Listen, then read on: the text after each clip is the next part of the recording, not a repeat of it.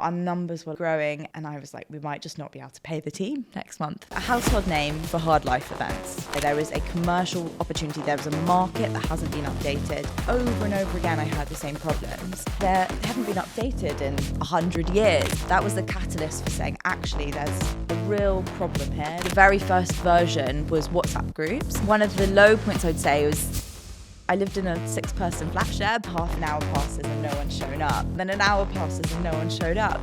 And in the end, no one came. You've got to recognise when people don't want your thing.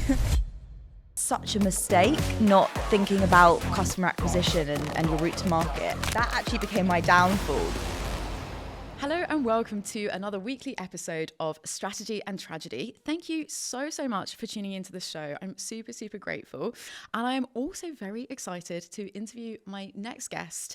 Emily Cummin is the founder and CEO of Untangle Grief, the app for bereavement, for helping people go through a really tough time if they've lost a loved one. So Emily, welcome to the show. Thanks, Steph. I'm so happy to be here and excited to catch up and talk more about strategy and tragedy.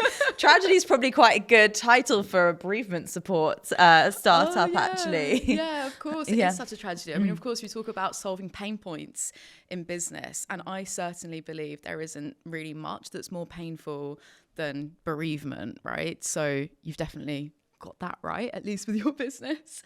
All right, so let's rewind the clock a little bit. How far back in your story do we need to go for the entrepreneurial spirit? Did you always want to start your own business, or was it something that you fell into?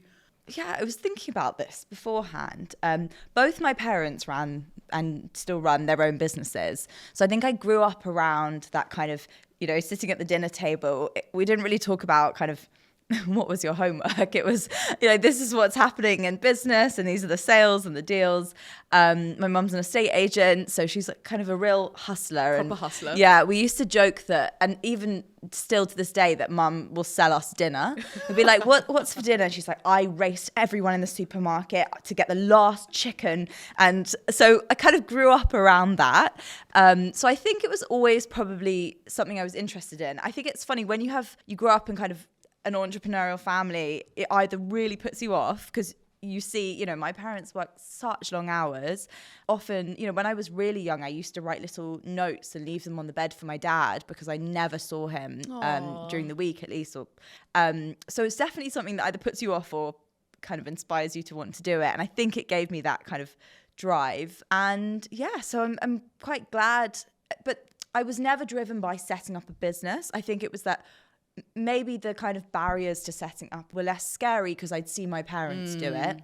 And I feel very lucky that I did have that experience. That makes sense. Yeah. You're exposed to it. So it was kind of like, it's a possibility. Exactly. It's not a completely different realm. And you're totally right with, obviously, for some people, it can go one of either direction. And you just remind me of another episode, to plug another episode of Strategy and Tragedy. I also interviewed Nina Mahanti, who's the founder of Bloom Money. And she was actually born and bred in Silicon Valley, literally.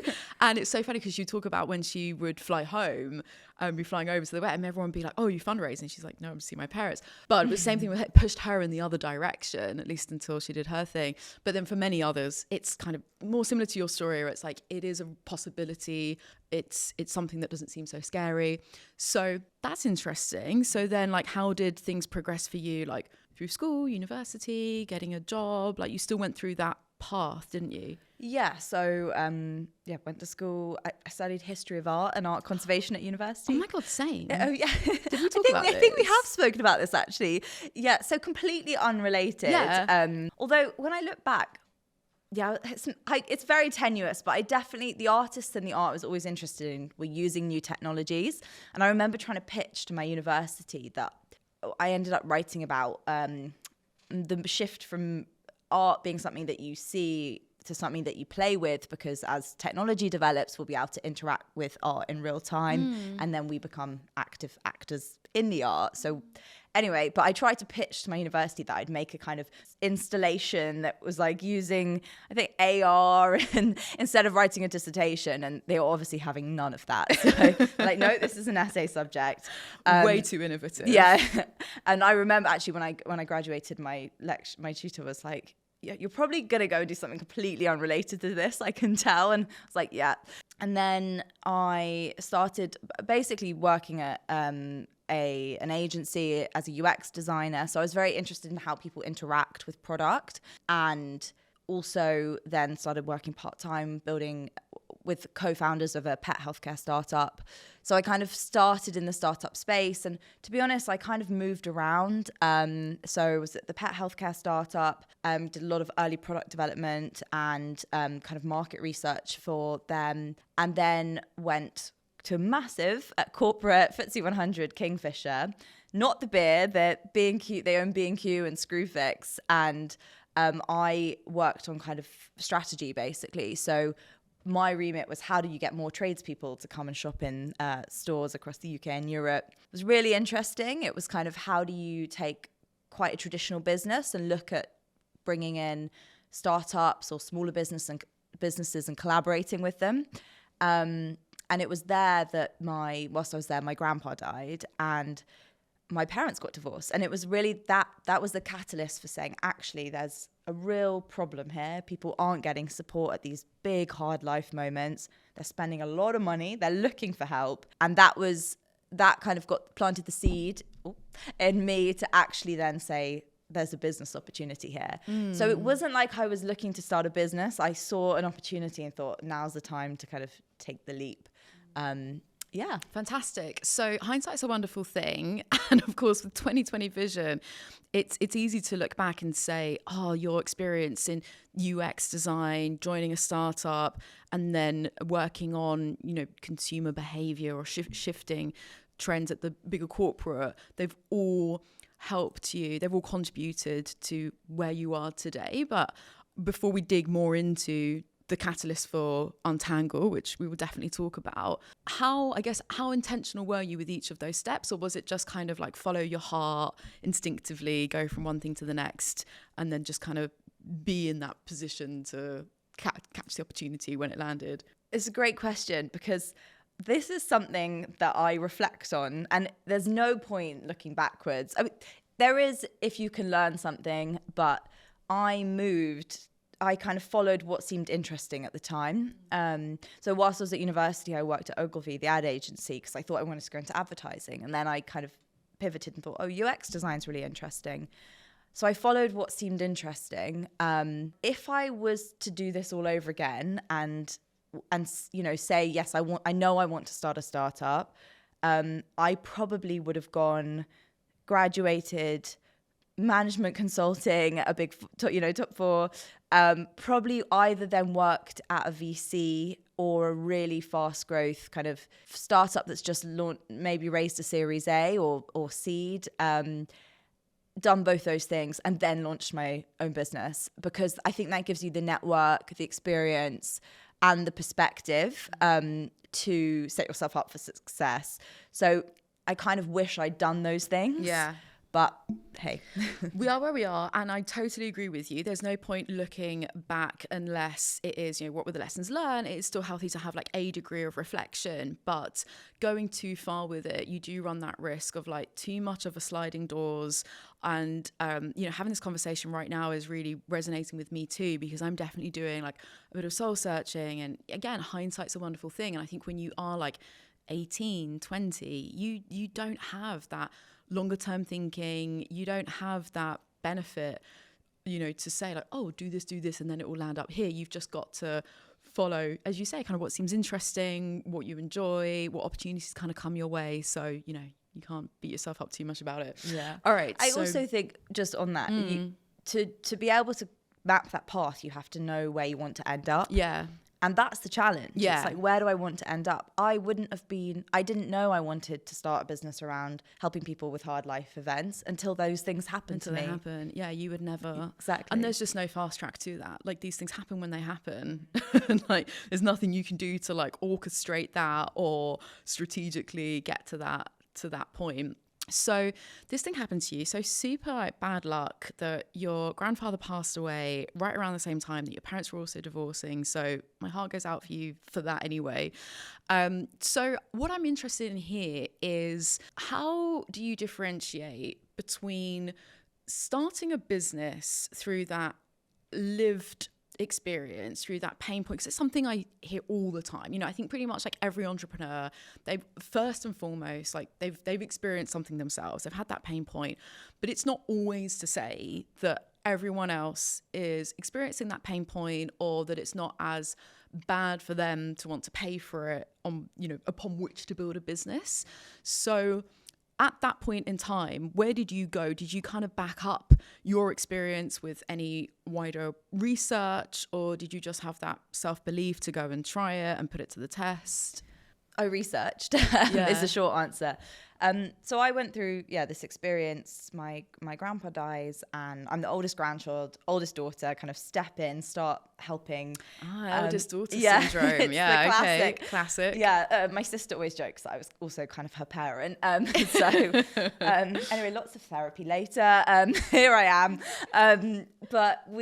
So I kind of stepped in to help and had this experience of finding it really difficult, feeling very alone, kind of not knowing where to turn for trustworthy support.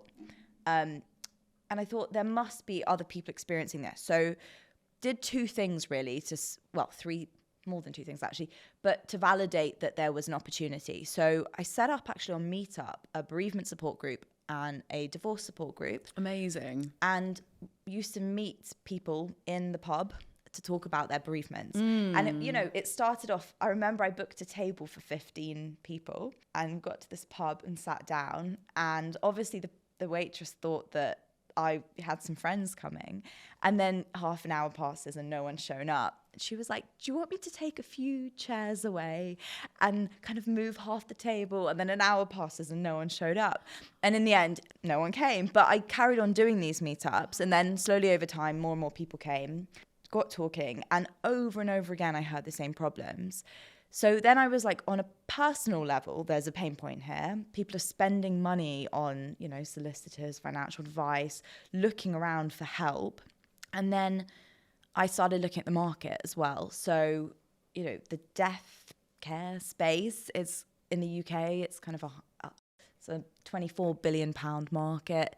There's basically like loads of providers. There's funeral homes, there's solicitors, there's therapists, there's insurance companies that are selling services effectively, but they haven't been updated in 100 years, and there's no one really that says, there's no kind of tech platform that you can go to that says, this is what you need to do week by week. Here is a couple of buttons, click these and we've done it for you. And here's some support along the way. And people were really looking for that, which is why this random meetup group started amassing all of these members. So we ended up so I saw it from people are spending money here. There is a commercial opportunity. There is a market that hasn't been updated. There's people that feel this is an individual need. And actually, when I was looking at the market, I think Farewell existed at that point. I remember speaking to Dan, the founder, kind of, calling him up really nervously, kind of asking about his experience. But there wasn't really anyone delivering kind of, from a tech perspective, a really great kind of personalized support service.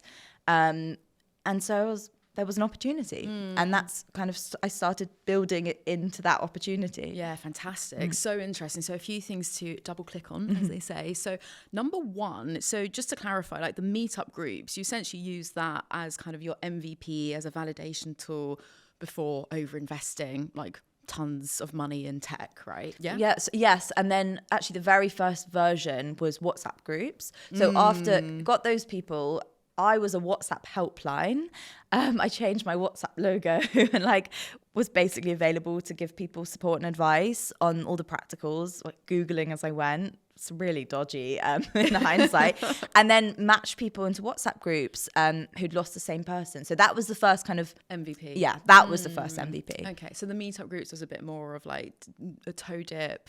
Let's get a gauge of the market. And then the next thing, which I find so admirable, is the fact that like no one showed up to that first meetup, and yet you kept going. So, you know, resilience is such a buzzword in entrepreneurship.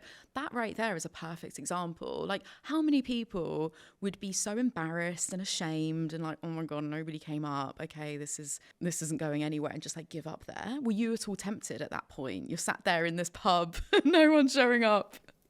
No, I wasn't. I mean, funny you say that, because I was thinking on the way here about the kind of low points. And one of the low points I'd say was at the beginning of starting Untangle, we're really focused on product and what do people need, and kind of my UX background and trying to validate like what's this feature set, and actually didn't think at all about how do we acquire customers.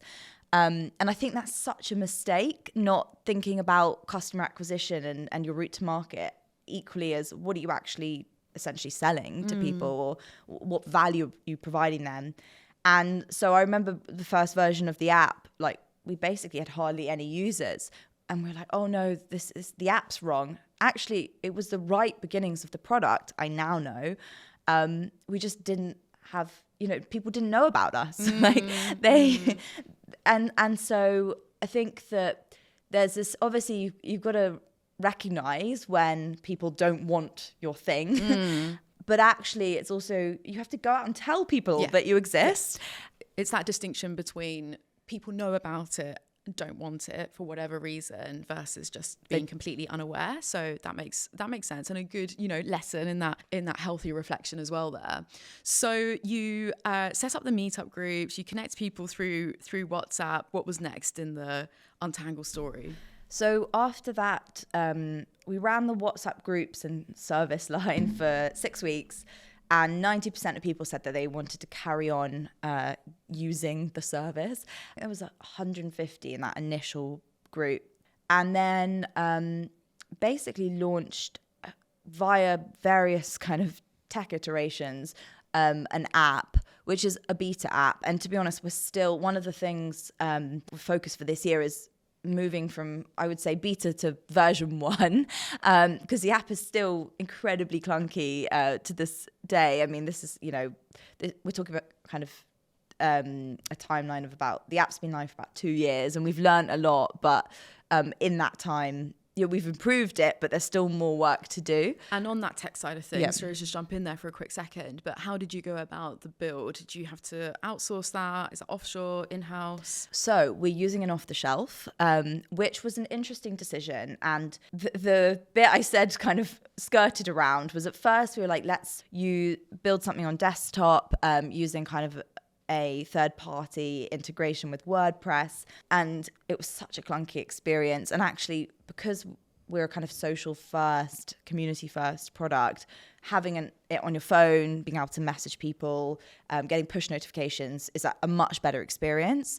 So we then kind of tried that for a little bit, realized that wasn't the right approach, and then basically did a lot of analysis about, or should we build our own, or should we use something off the shelf? And because it was still early days, we hadn't started monetizing, we still hadn't validated that people would pay a subscription, I thought, let's actually start with an off the shelf. We literally had the thing up and running within 2 weeks. Yeah. We can iterate so quickly. And it was a really good decision. It's meant that we can scale with the product.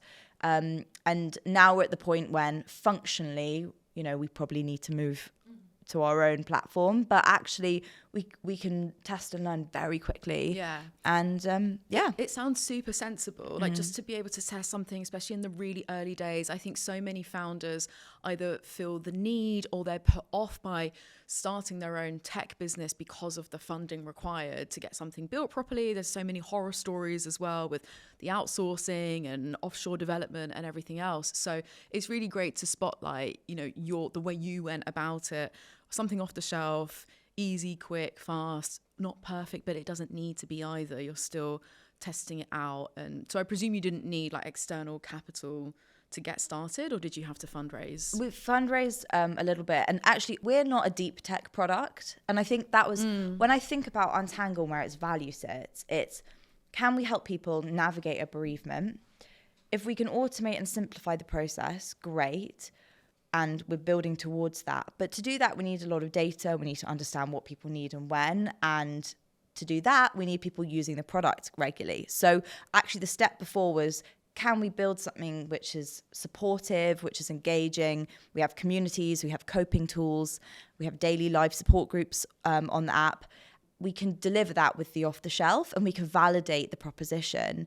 And that's really, it's the trust, it's the way we navigate people through that product. That's where the value sits rather than the tech itself. Yeah. And so actually, to de-risk the business, it wasn't let's build tech, it's let's test these feature ideas that we have and see if customers use them, love them, pay for them, which they all are.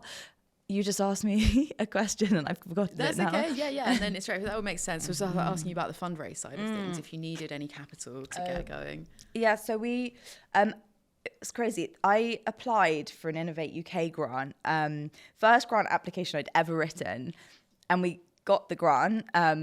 So that was the very first bit of funding. And since then I've applied for an Innovate grant and not managed to get, and realized that was actually an incredibly fortunate thing to happen.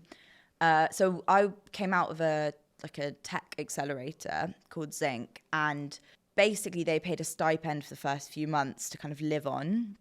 And then after that, the grant essentially meant I could survive and could build up kind of some of a team, and then raised some capital from angel investors who are fantastic. And I think the value of the angel investors is a lot of them have industry experience, or, you know, they've invested and supported startups as they've scaled, are kind of mentors and advisors as well as investors. Yeah. So and also, you know, they have an amazing network. So from that perspective, I think the capital did bring on, both help the business grow, but also has, you know, enabled me to learn and to meet potential customers. And we've just launched our employee benefits offering, and, you know, a lot of our investors are starting to make introductions to potential corporate customers as well. Fantastic, yeah. And I think that's something else to just highlight for listeners as well, is with investment, it's much more than just the finances. It's strategic partners.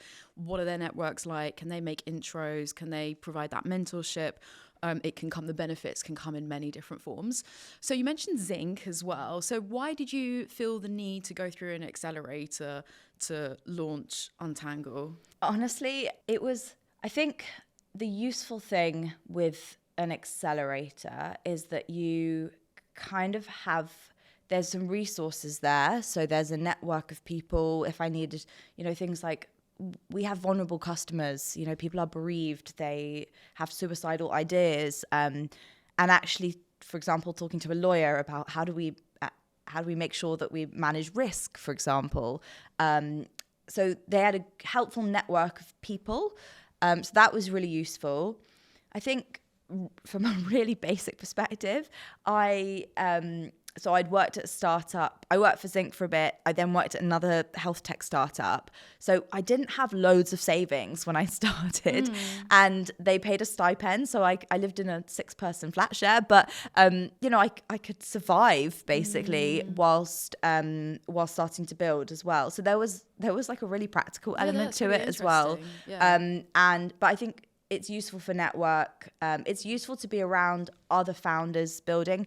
I say that, but when I was going through the accelerator, it was COVID. So I don't think, unfortunately, I didn't benefit from that kind of being in an office and that, you know, sweaty, everyone's working crazy hours and kind of hustling around. Yeah. And I really do feel like I missed out on that a bit, because I do love working around people, and we're kind of flexible as a team now, so we do Mondays and Thursdays in person, and they're always my favorite days of the week, kind of working together. Nice. Yeah, that's really interesting. I love so much, genuinely, I really love so much that you share that, because I have interviewed a number of guests on the show who, you know, there's this whole thing around, like, is entrepreneurship a privilege? And I do believe it is in many ways, but of course it is getting more and more accessible, it's getting easier. a privilege, you know, not only in terms of finances, but mindset, you know, all the way back to the beginning. You're saying your parents were hustlers of some sort. So even just exposing you to the concept is, you know, one small help.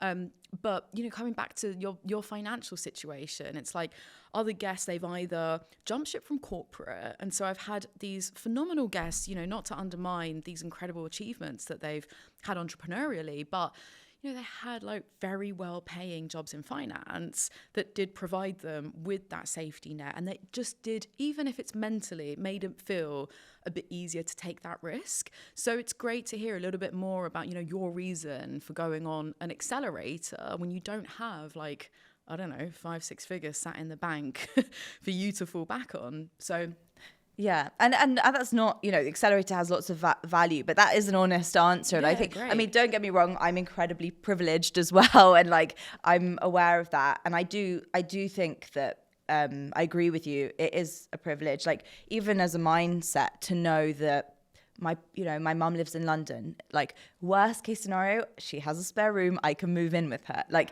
that, even that in itself Exactly. is a privilege, and it's recognizing, those things. That's not to say it's not hard work, but it does make it easier for some.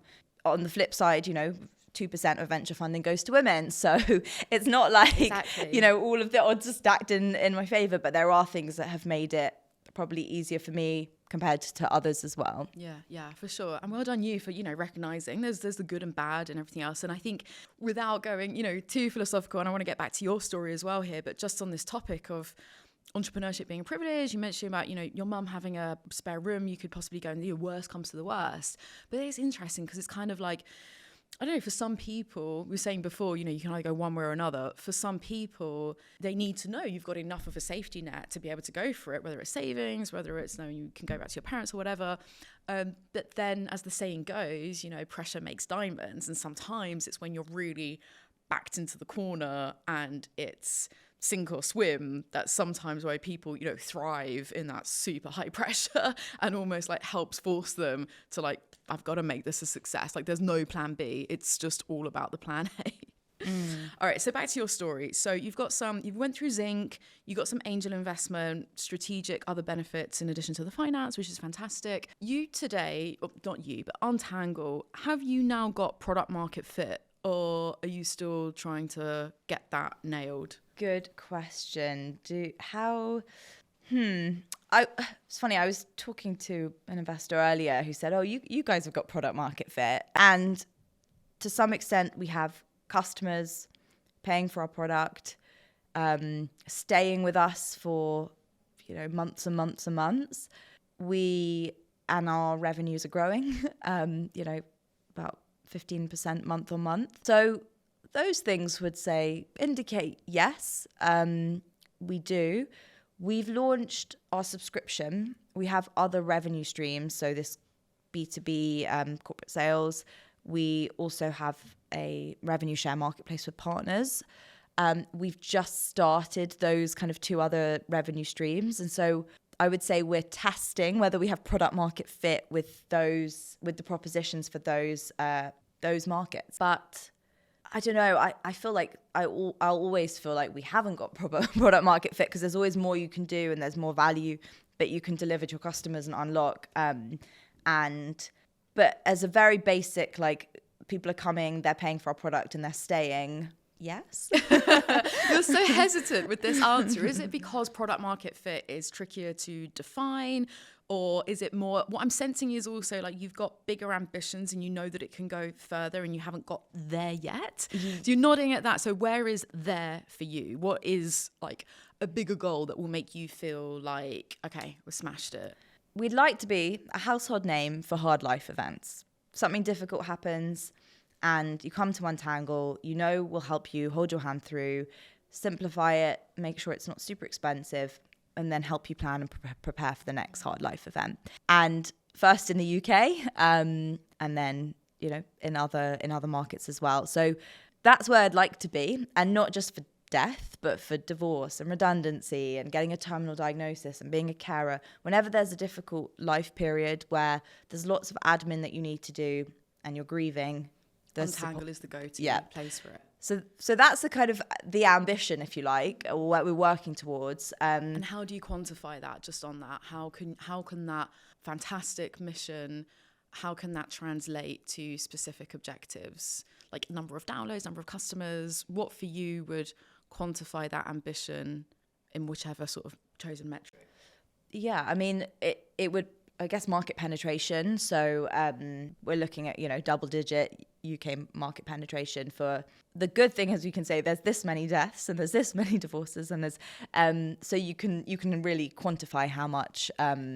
So there's 600,000 people die every year in the UK. We assume there's 3 people that support each of those. So 1.2 million potential customers every year, and so capturing a double-digit percentage of that would be great. Yeah, okay. And that would maybe make you feel less hesitant with the question.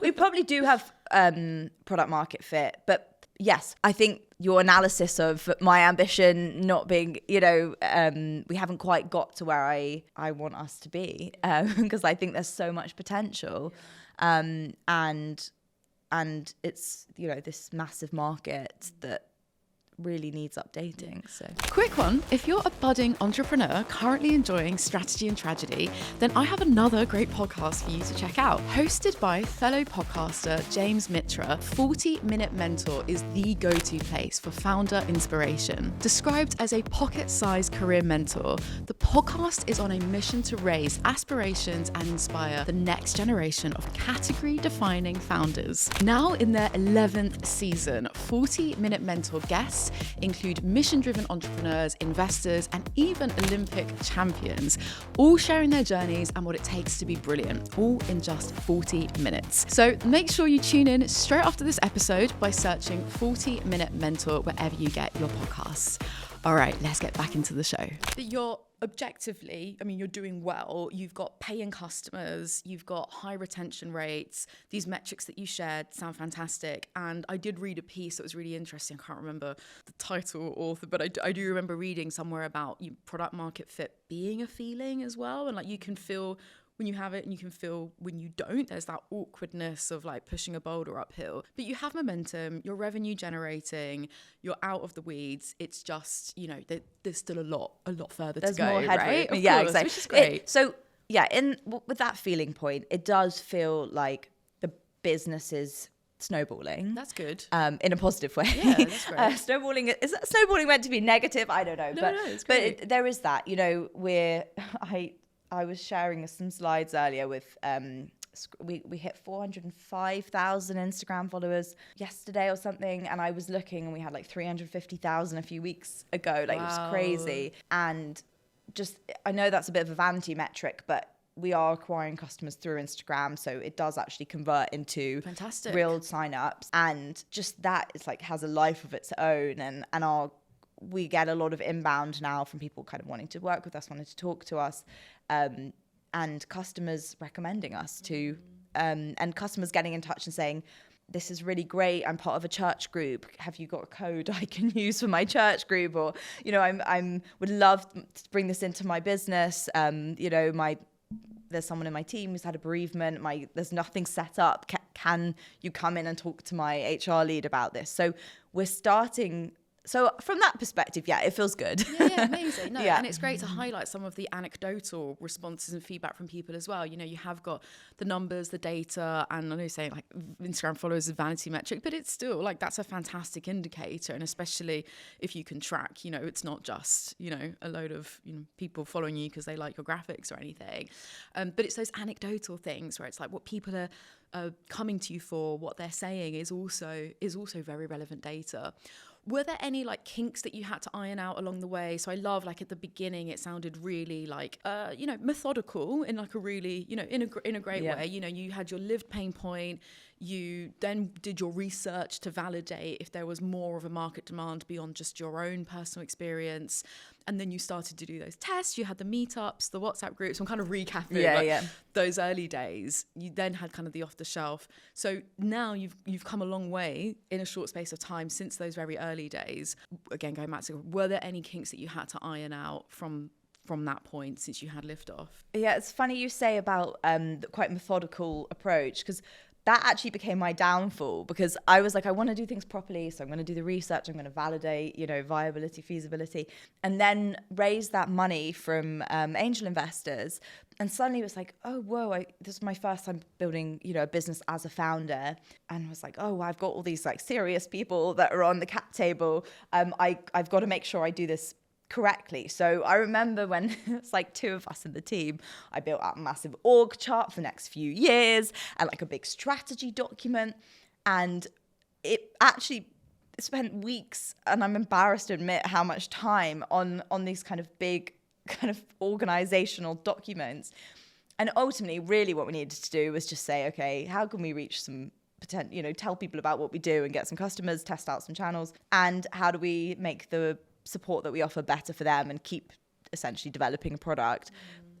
So that was a kink. It was actually my own realization that there's no kind of right way to do it. And actually at its basics, you're trying to work out how you can get customers and get them to stay with you.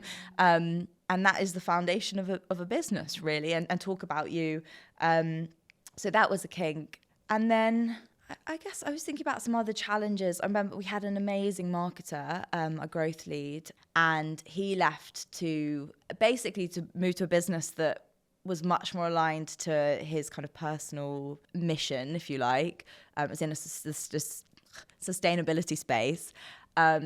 And I remember that being such a knock, because I'm really about people, and he was fantastic. And I was like, oh no, like it's over.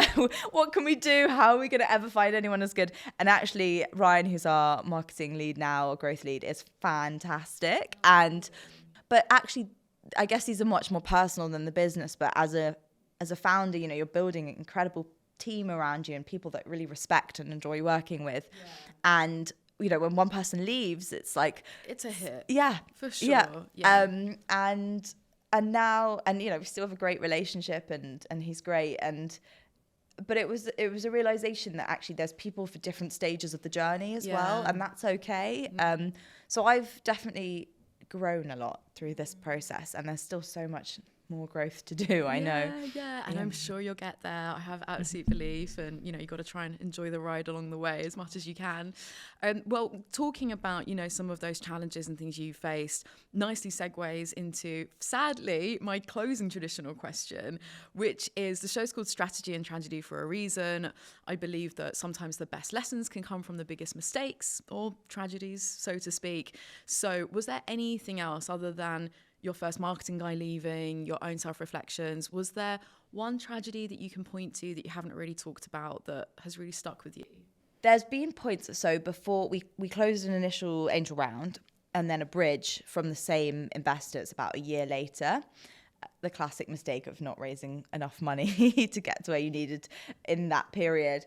And I remember just before closing that bridge, and I kind of placed my bets on our existing investors reinvesting rather than going out to market more broadly. Just runway was really tight, and it was over Christmas, and it was like the worst Christmas. I was I probably shouldn't have let it get that tight, but just that feeling of, oh my gosh, this is a business that's growing. We've got amazing members, especially around Christmas time. It's such a key time of year for our community. Our numbers were like really growing, and I was like, we might just not be able to pay the team next month. Like, that's just a possibility. And like, that's, making sure the team are paid. Like, that is the most important thing. Yeah, for sure. So I think that was a really hard, low period, and closed the money in the new year, and it was absolutely fine. But just that suspense of like, people are on holiday, they might change their mind, something might happen. Are they all going to come in? Is it going to be okay? And so I think that the funding journey I've generally found quite, it's just a bit of a game, really, isn't it? And just making sure I time it correctly. So kind of lesson learned about not leaving things a bit too last minute. And not at Christmas time and not over Christmas time. Yeah, some great takeaways from that one. So you've got like, don't do it over Christmas. I would also maybe add like, don't do it over August as well, typically when the VC world shuts down at least anyway. So like, make sure you sort of time it right and make sure you've got, how much runway would you say that you've got? What would be a safe number of months runway? Probably, I mean, in an ideal world, you've got like, 12, 18 months, but probably 6 is just fine. Give yourself like some breathing room. Yeah. Fantastic. Emily, thank you so much for coming on the show. The time flies as always. Yes. So I know there's loads more that we can talk about, but unfortunately I have to leave it there for today. So thank you so much. It's been really good doing this kind of founder therapy with you. So maybe we need to rebrand the show to founder therapy. So thank you so much. It's lovely to see you again.